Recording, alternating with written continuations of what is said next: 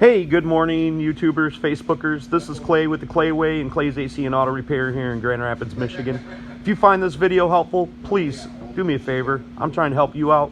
Subscribe to my page, click the notifications. This is going to be a pretty straightforward video. It may take a couple minutes to show you, but I generally get right to the point. But I'm still building my page, so subscriptions are important, and you know I am doing this for free for you guys. So remember, if anybody else can do it, you can do it too. I'm going to show you how to change the driver's side window regulator on this 2009 Chevy Silverado 4x4 extended cab, but it's probably going to be about the same for your quad cab and your regular cab. And I'm also going to post it underneath GMC Sierras as well, because it's going to be identical to that. So we're going to get started. If you got a question for me, hit me up on Clay's AC and Auto Repair under the Facebook, and I'll try to help your automotive related needs. Okay, so this procedure is going to be the same for the driver's and the passenger side door. First thing we're going to do is we're going to take a little screwdriver and we're going to pop that clip right off of there, and then that should expose two 10mm bolts. Problem is, in this particular truck, somebody's already taken them out, so I'm going to have to go find some. But I'm pretty certain that they're 10mm, and that one's most definitely a 10mm. To remove this particular bolt in the door handle, you're going to raise the door handle and remove it. I'm going to use an electric impact to take that out. And I just want to point out that every door that I've ever worked on almost always has two bolts affixing the door. Sometimes they're back here, sometimes they're up here. I think that's good information for the future. Some doors come up like this and come off. A lot of Fords do that. Chevrolet uses push clips. So you're going to take a body tool and you're going to pull it away, and you should be able to remove the door rather successfully and easily. So to remove the door easily, we're going to go ahead and just pull it back, and you can get your, once you've got it removed a little bit, either with the body tool or whatever, you can get your hand back here and you can feel these little clips, and you want to work your way around the door, just gently pulling it, because if there's something else affixing it, say like this cover has to come off, that I think it does, then you'll know that there's something there. You don't want to, it should just, stuff should just pop off, and that one flew that way. But underneath here we expose another 10mm bolt that I didn't know was there. So we're going to go ahead and remove that. But that tells me that it's affixed somewhere, and then there's also one right here underneath the handle, and I might have to get an extension to do that. So these are the two bolts that I was talking about, 10mm bolts. So once you have the two 10mm bolts removed from there, you should be able to pull the whole arm right off. And also the top triangle is separate from it, so you're just going to take a screwdriver or your body tool and pull it off. And somebody's already broken the tab off of this one, so there should be three, but there's two. It'll hold on there good enough. So once you've removed the door, having it on there, we're going to have to unplug the electrical connectors. And how you're going to get to them is when you pull the door panel back, you can push up on the rear and you'll snap that out of there, unless that's not the way it's supposed to be, but it is. And then you'll be able to unplug all the electrical connectors, or you can just quite simply slide the switch through the opening in the door. I'm probably going to unplug them just because I'm not sure if that's going to work, but I was trying to explain it on the video. To get this electrical connector off, that pries up and then you're able to remove that.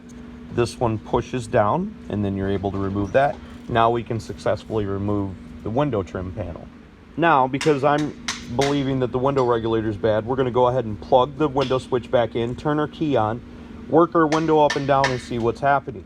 So if you're watching for the door panel segment, that segment's pretty much concluded. The only other thing that you would have to do to take the door panel off is remove the screws that hold your handle on. And they're back here, and I believe they were 8mm. I'm not taking the actual door panel off completely off because we're just doing a window regulator. So now we've turned the key on and we've checked our regulator and it seems seized. More than likely we're going to find, and I'm going to go ahead and remove this, we're going to find that these cables are busted. So it's going to need a new regulator, and I'll show you what screws to take out and how to get it out, so forth and so on. So first thing we're going to do is we're going to remove three 10mm screws, and I think there's supposed to be one here. That's obviously missing. Some kind of hack's been in here and worked on it right there, and then that bracket will come off, and that's the bracket that holds the door on. So to remove the bracket, lift up on the bracket, turn it, and then you'll be able to pull it away. Next thing we're going to do is we're going to remove 6 10mm screws. and there's a couple little nuts right there. 2 there, 1, 2, then another one there, and then one underneath that switch right there. Now we're going to go ahead and remove the connector that connects the window motor regulator wiring harness. Okay, so during the reinstallation process, you're going to just leave these bolts, these 2 screws right here loose. That allows you to set the window inside there. Now, depending on where your window is down at, you're probably going to end up getting a short gear wrench, or you may even be able to get a 10mm in here. We're going to have to remove the 2 bracket nuts. I'm sorry that it's trying to get a good angle on it for you. You can see it way down there in the end, right behind the rail right there. So we're going to have to remove that. Camera focus a little bit. So we're going to remove that one there, and we're also going to do that, and that'll allow us to lift the window out of the tracking system, and then the tracking system will collapse in on itself so we can remove it. Just so you guys know, once you can get your window motor to work, you can move it up to where the bolts are in these eye holes, so it'll be easier for removal or installation. If the cables are broken, then you can move them up to there and remove them. I didn't know that because it was stuck down when I started doing it, so I couldn't move it up. All right, so once you get your bolts loose, you can raise your window up. And then me, I've got a nylon thing that I can use. I always push pressure against the glass while I'm trying to hold it. And then I can put this wedge up in here somewhere. I might have to actually do it off camera because I might need 4 hands to do it. I'm not sure, but we'll try. All we want to do is wedge it in there, just so the window will stay up. Okay, now that you've got your window up and secured, you can actually remove your window motor regulator. And how I'm going to remove mine is just the way I'm doing it. And we're going to reinstall it the same way as well. It's out like that. Okay, with your window regulator removed, generally you can see that these cables are broken or bound. I would assume that this particular one, the cabling separated inside the motor track, and that's why it went bad. But that's a really common problem with these. I'm going to show you just me reinstalling this and show you how you get it in there, and then I think the rest of it you can pretty much handle. So the part number for this particular vehicle is a Dorman 741443. That's for the passenger side extended cab Chevy Silverado or GMC Sierra. Okay, something just funny just happened and it wasn't on camera. I was looking at this and I'm like, that bracket's at the top and this bracket's at the bottom. Well, it needs to be flipped around. Okay, so in all seriousness, we need to make sure that these screws are in there and they're not tight, but they're sticking out so we can slide it in. We also need to make sure that these screws are loose so these brackets will slip down in there, and then we're able to tighten them up. And sometimes when they come out of the box, they're not that way. So we're going to start by installing this in the bottom first, and then we'll install this. I'll show you.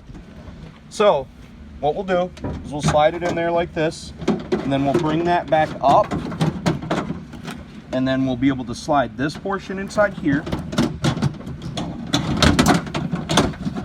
And then we'll be able to stand it up inside the door, and then we'll be able to fit these screws, maybe someday, right inside there, and then lock it down, and then we'll be able to push our nut right through over here, and then we'll be, so we push that right inside there, sorry, looking at what I was doing. Push the nut through there, set the nut on there, and just leave everything loose until we get everything set in all of its pockets. And just something that I want to point out, it wasn't a problem for me, but make sure you run your window up and down all the way to ensure that everything is working properly and nothing's bound up. You can get binds in your channels where it runs. Be really careful. Don't move them if you don't have to. Okay, another thing during reinstallation, make sure that all your clips are actually inside your door before you go to put them in. Make sure there's none stuck in the surrounding spots. If they are, take them out, put them in the door plastic, and you should be good. Now you can reassemble it. Okay, so with our new window motor installed, We can move the window up and it'll allow us easier access at the little 10mm bolts. That pretty much concludes installing the window regulator on this. So you're just going to put it back together. If this video was helpful, please subscribe, click the notification, share my videos, send me your nice comments, all that jazz. If you got a question for me, hit me up on Clay's AC and Auto Repair on the Facebook. God bless you guys. Remember, if anybody else can do it, you can do it too.